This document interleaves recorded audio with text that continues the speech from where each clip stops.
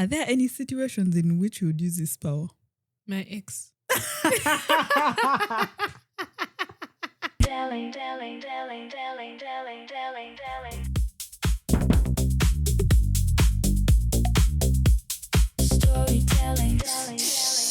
Hi everybody, welcome to Sugar Podcast Yes. with your girls, girl, Pepe and Aiden. African immigrant in Canada. Yes. And we are going to tell you our stories or other stories through our lens. Mm-hmm. Okay, so sit tight and enjoy this ride with us. Yep.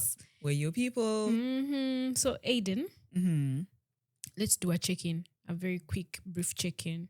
Okay. How was your weekend? Today is a Sunday, right? Yes, today is a Sunday. So how was your week and weekend? My week was a little bit crazy. Mm-hmm. I had so much to do all through the week. I barely had 5 hours of sleep. Yes. Jesus. I was literally running on fumes the entire week. But I'm glad that that's behind me now and I'm ready to run on fumes this starting week as well. Mm-hmm. I hope plenty of work finds me and keeps me busy because I love what I do, honestly. Amazing. So, yeah, that was my week. This weekend, you know what happened this weekend. Mm-hmm. Tell us. Tell them. They want to know. No, you first tell us about your week, then we can talk about the weekend. My week was okay as usual. My week is never in my mind. I do not know why. But I think the highlights for me were I had a very good medical appointment. Oh, nice. My ongoing issues with my knee.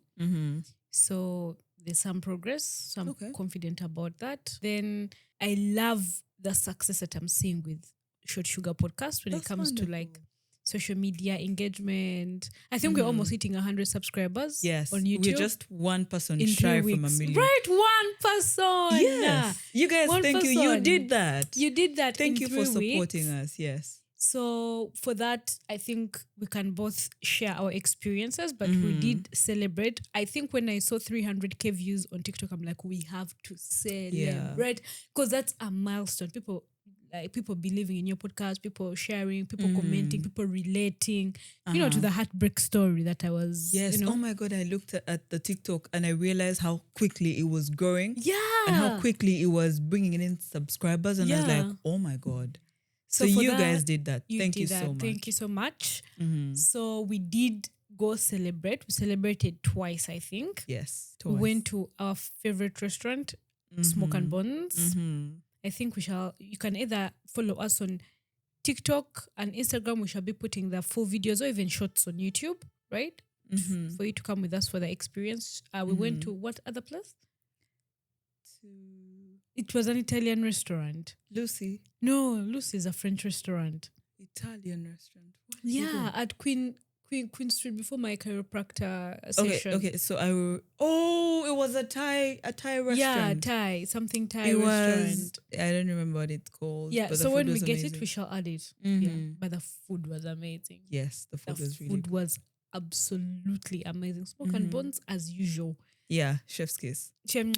Amazing. So that was my week and I'm really happy and thank you guys for supporting us. Thank you. So you know what to do now, eh? Yeah. Thank you for believing in us. Keep telling your friends to follow us. Right. There's a lot of fun stuff coming up really soon. We have a lot of stuff cooking for you guys. And I hope you're excited. We posted on TikTok that if we hit 100 subscribers before this week ends, we are still a few hours shy from the next week. Yes. We shall randomly select one of you guys and give them something. Yes. So make it happen. Please make it happen. Okay. Make it happen. So you know what time it is? We're going to our next segment, which we call the Book of Questions by Gregory Stork. We have so far covered 10 questions out of the 200 questions. Yes. So yeah, let's dive right in. Pelinda, you are given the power to kill people simply by thinking of their deaths and twice repeating the word goodbye. People would die a natural death and no one would suspect you. Are there any situations in which you would use this power? My ex.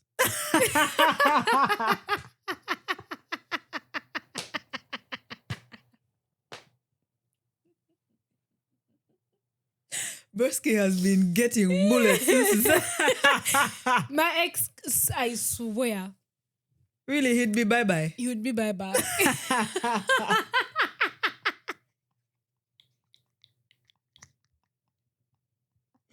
Bye-bye. Yo, why? And that guy treated me so badly, I'm telling you. Okay, do you believe people actually do change? No. Do you guys believe people change? Please let us know. Let us know. Do you really think, deep down in your heart, someone that was once terrible can change and become a good person? Okay, so here's what I think. We experience people differently. There's people out there that consider me a horrible human being, and other people consider me the most amazing person they've ever met. Same applies to you, whether you know it or you don't, right? Do you think that the people that experienced you in a bad light can meet you now and think you changed, or they still see you in that light? Would you want them to extend you grace?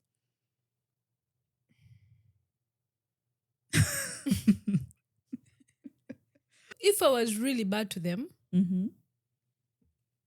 and I truly believe I was bad to them, I would of course apologize and hope they extend that grace.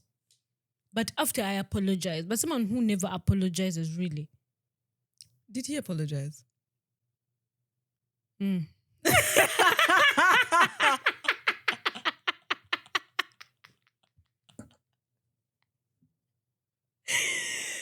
He actually did apologize. So people actually do sit back and think about their actions, reflect and think, what I did was wrong. I shouldn't have treated her this way. Yeah. So he literally sat with himself and was like, you know what? I did treat this girl wrong.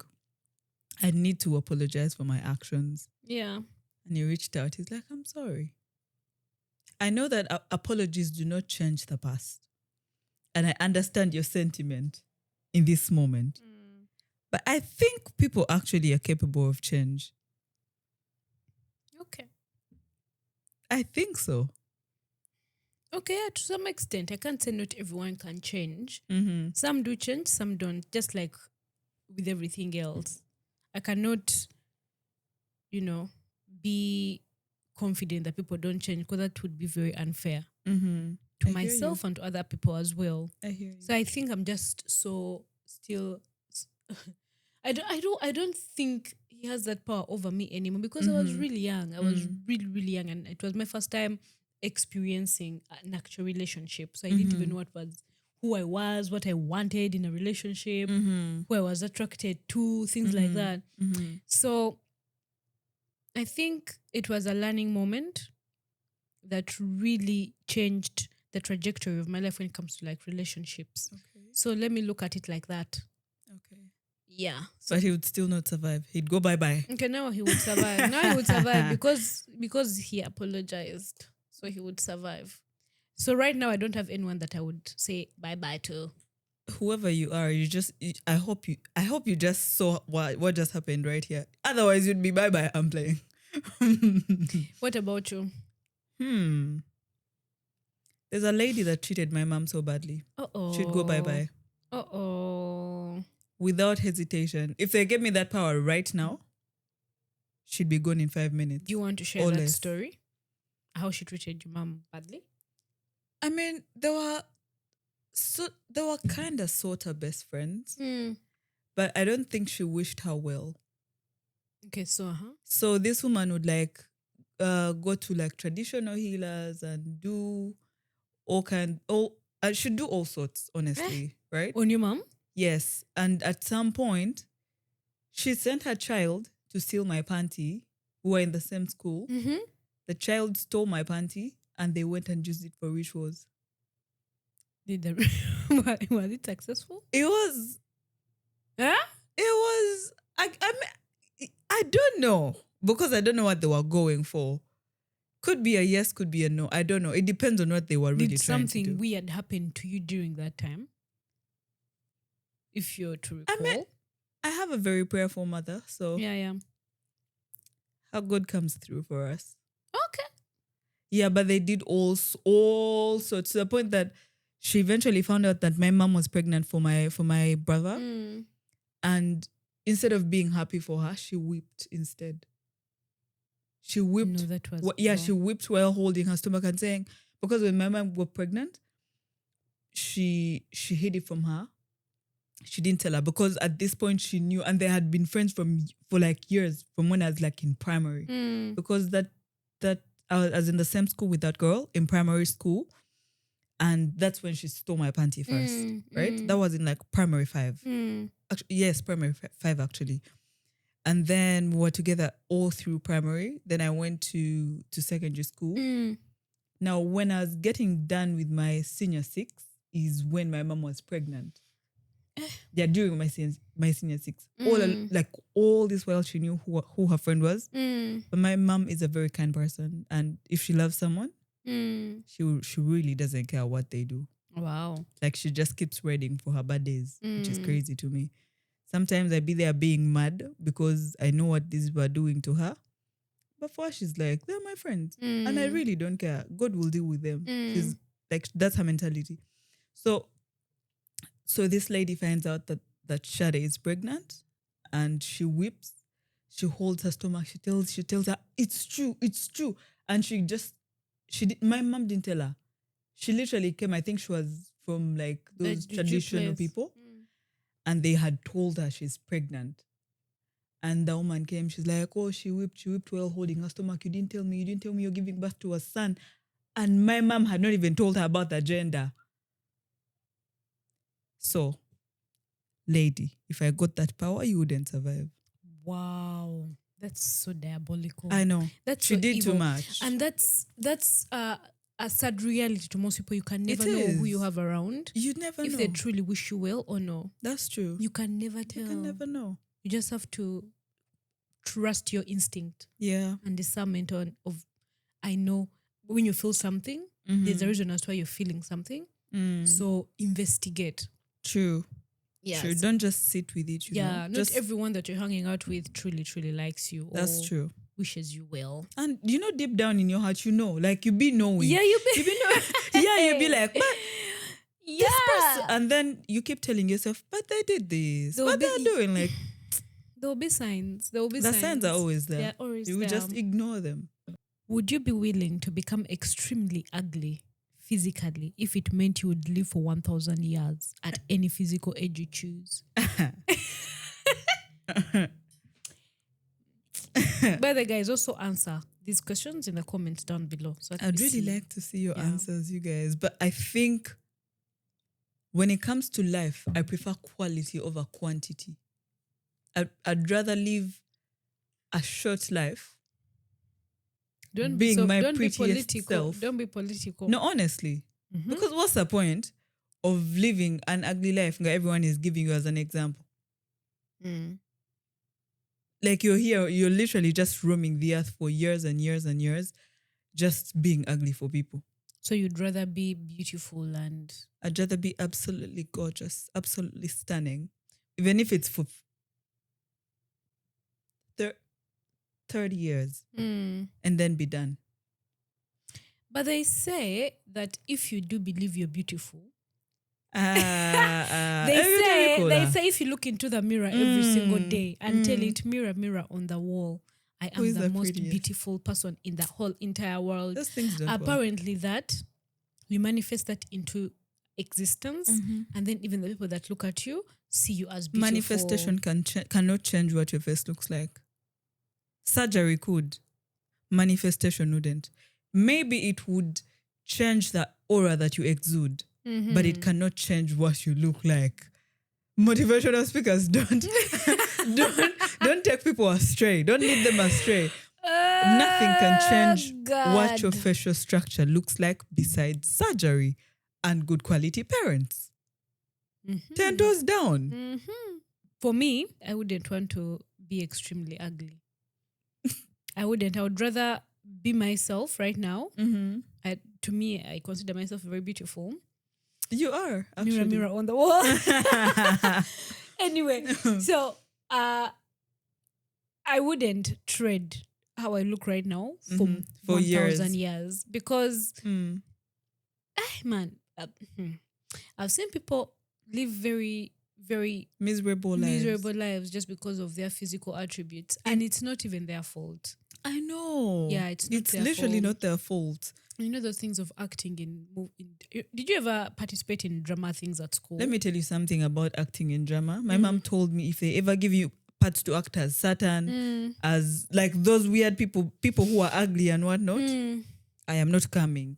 Tell me. She didn't want to be associated. She was like, if they are not giving you lead roles, no. togeza no chikola. Man. So when it came to those things, I never really took on like those like other roles if it's not the lead. Yeah. That's why it's very important for people to marry strategically. Yes. We know love is mania blind and all those love things, but you blind. guys, sometimes you have to be a bit smart to think about your offspring. Do you want them to be bullied? Do you want them to be cast as Satan? You know, those ugly roles. But sometimes it's also not their fault. I know, that's what I'm saying. I've seen beautiful people give birth to kids that you look at and you think, is this really your child? That's why it's not just one person that you look at when you get married to someone. That's true.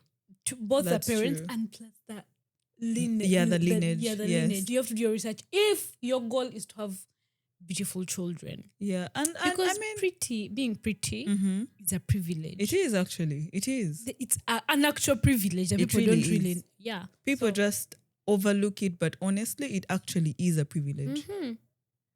I'd rather live a short amount of years than be bullied all through generations for the 1,000 years that I'm living.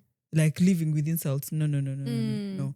And also, people should stop pretending, saying, oh, no one is ugly. What? Honestly, if no one was ugly, the word wouldn't exist.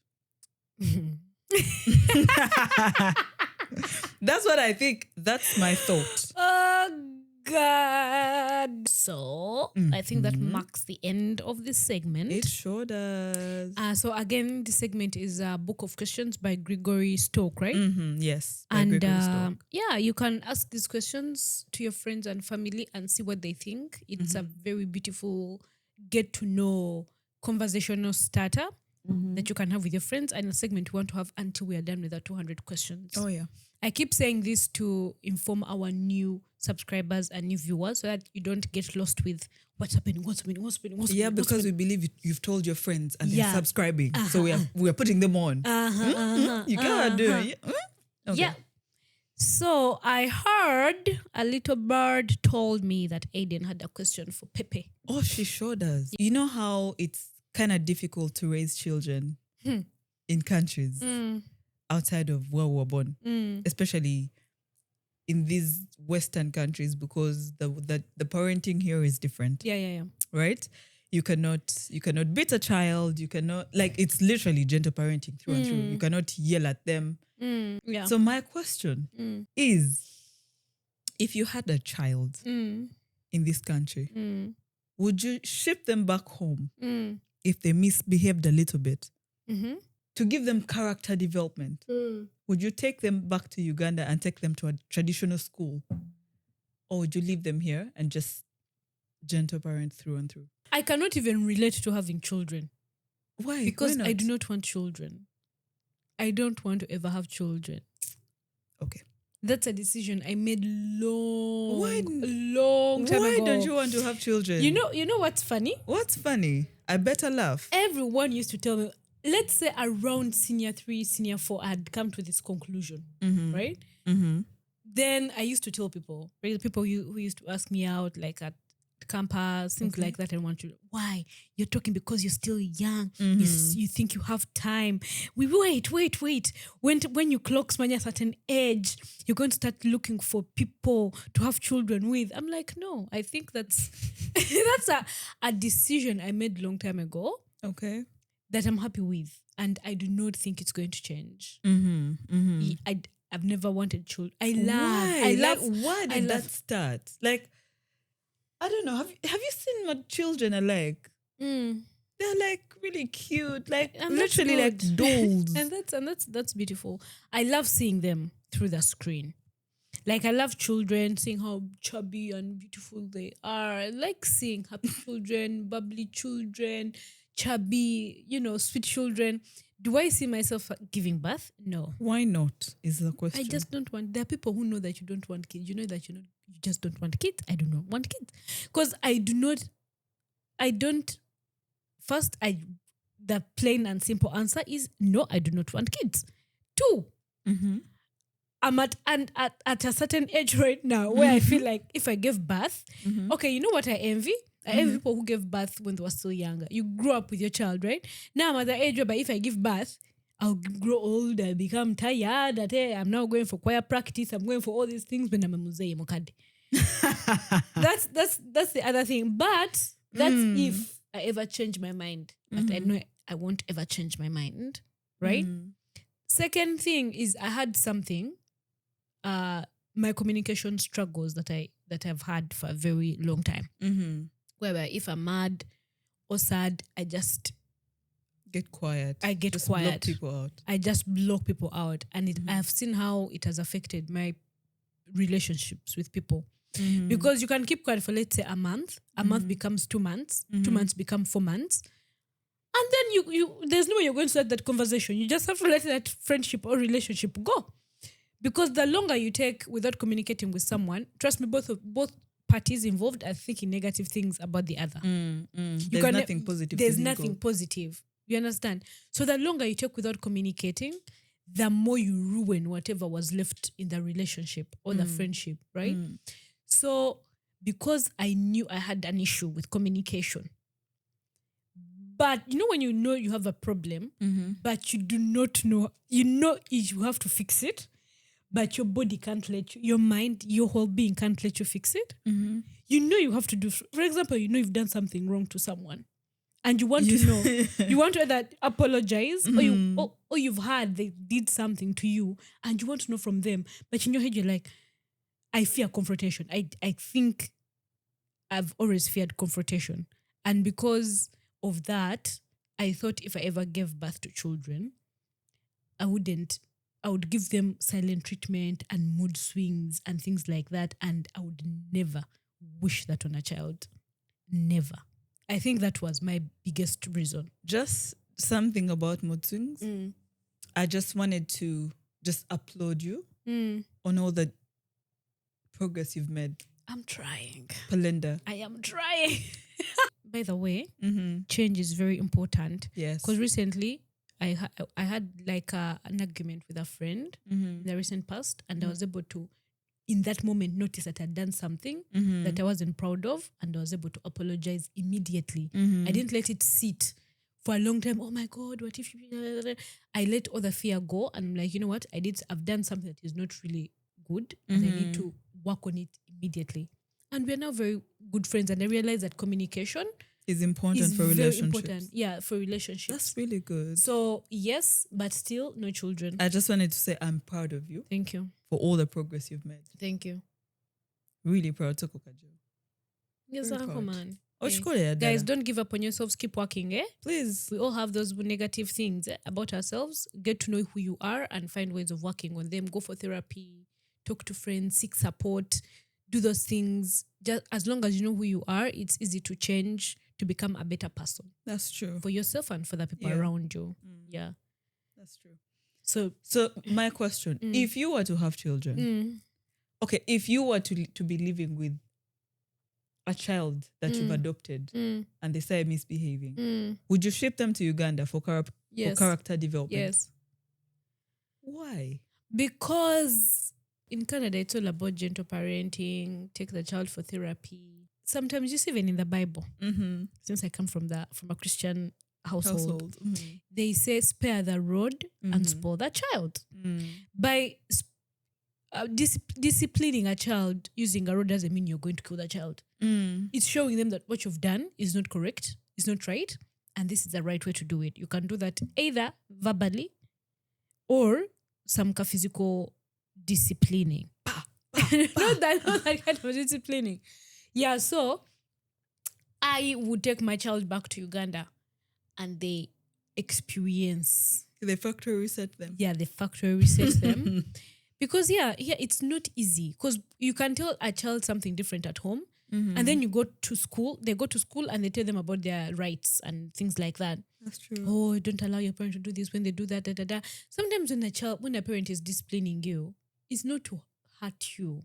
Not They sometimes, want you all the time. all the time. Yeah, not some parents are Okay, really for bad. most parents, Yeah, they want you to grow into a reasonable, human being. well-functioning human being. Mm-hmm. But the laws in these countries won't let you do that.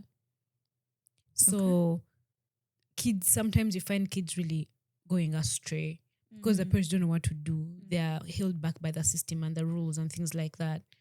But yet you find other kids. Do you think it's an immigration thing? I don't know. Because that, for example, if I'm to use like a white family, I find that most of their children go to school, perform so well.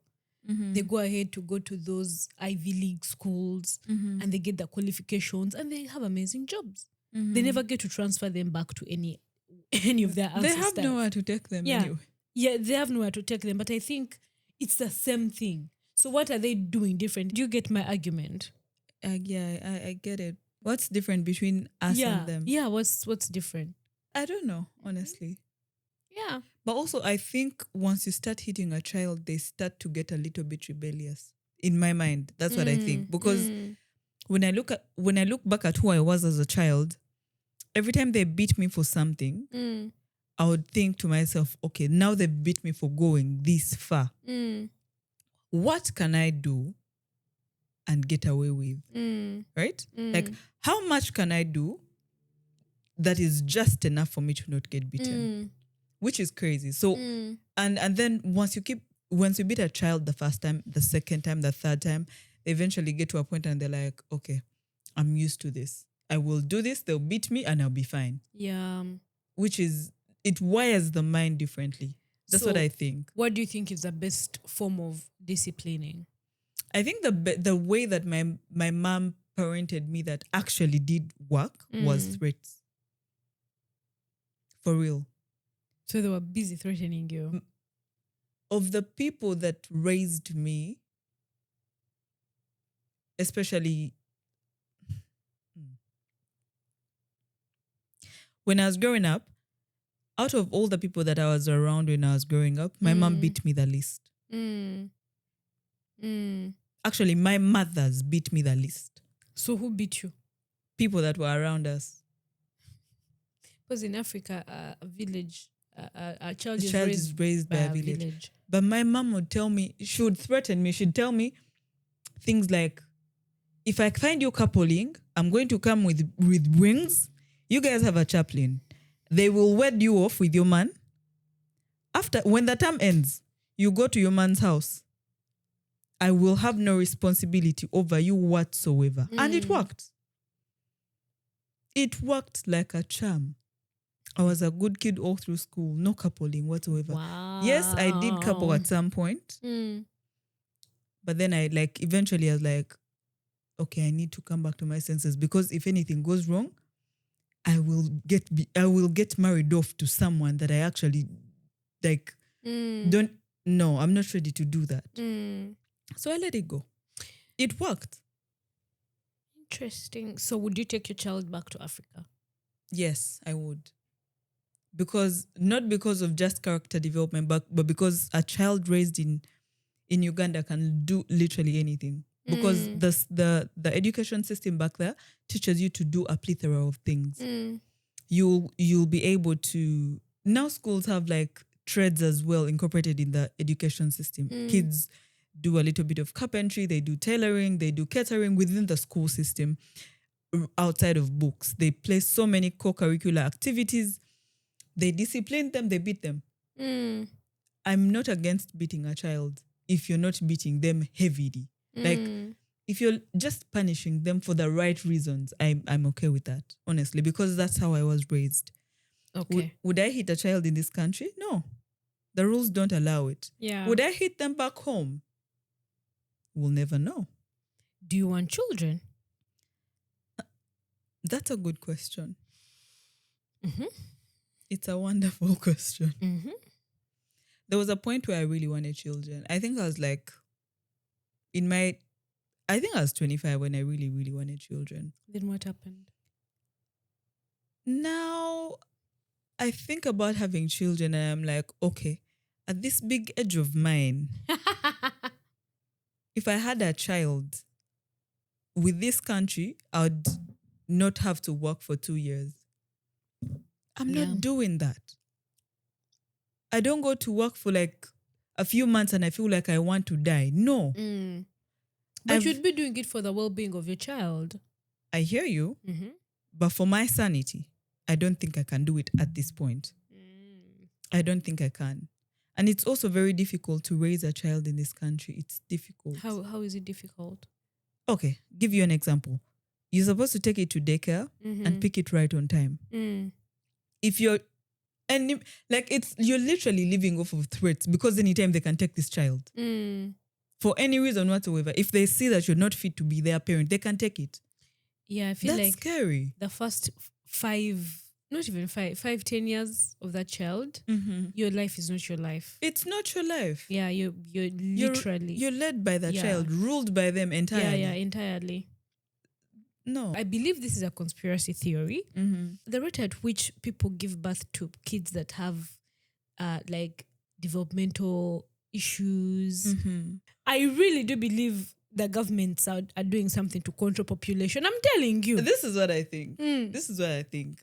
Since the introduction or the advancement of technology, conspiracy theory, there has been a tremendous change in every sector, specifically the medical.